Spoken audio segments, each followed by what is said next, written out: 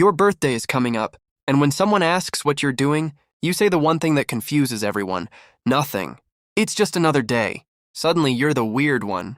Friends think something is wrong, and society acts like if you don't blow out candles and post a smiling photo, something must be broken inside you.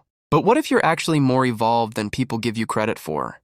Psychologists have studied this, and what they found says more about the people judging you than it does about you. Whether it's maturity, efficiency, or a deeper psychological armor. Stay with me because you're about to find out why your apathy might actually be a superpower. Let's start with learned helplessness. In 1967, psychologist Martin Seligman discovered that when someone experiences repeated disappointment with no control over the outcome, their brain eventually stops trying, not because they're weak, but because they're efficient. Birthdays are essentially prediction error machines. Neuroscientists like Schultz and Montague showed that your dopamine system responds to the gap between what you expected and what you got. If year after year you expected to feel special and it didn't happen, your brain did the math and stopped predicting the reward.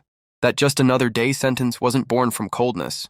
It was built from scar tissue and protective armor. Not everyone who skips their birthday is carrying scars. Some are simply running too many tabs at once. Psychologists call this time blindness. When you are deep in a project or a life that demands every ounce of your attention, dates and weeks become abstract art.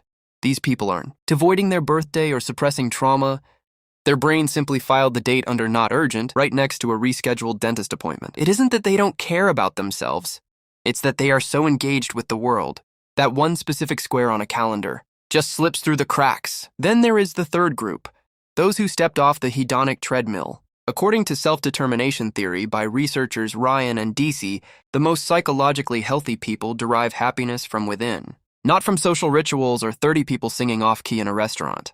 While everyone else waits for one day a year to feel special, these people have figured out how to feel whole on a random Tuesday. They don't need a calendar to remind them they matter because they stopped outsourcing their joy to external events. This makes others uncomfortable because it challenges the assumption that everyone needs a fuss to feel loved. However, not every exit is peaceful. For many, the anniversary effect is at play. Researchers at Johns Hopkins found that our brains don't just remember painful dates, they relive the emotions. Maybe you were 8 years old, waiting for balloons that never came or guests who forgot, and you quietly adjusted your expectations to survive the hurt. Your calendar moved on, but that 8-year-old inside is still waiting. Sometimes disconnecting from the celebration isn't an act of freedom, but a contingency of self-worth. A way to protect yourself from the fear that if you let yourself want a perfect day and it fails, it will confirm your deepest insecurities. We've been taught that celebration equals caring, but we might be measuring the wrong thing. The truest form of self-love isn't throwing a party. It's reaching a place where you don't need one.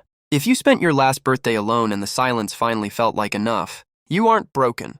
You belong to a quiet tribe that doesn't need permission to feel whole. You are allowed to be exactly where you are. If this video found you today, leave a quiet comment if you've ever felt perfectly fine on a solo birthday. Subscribe for more because nothing was ever wrong with you.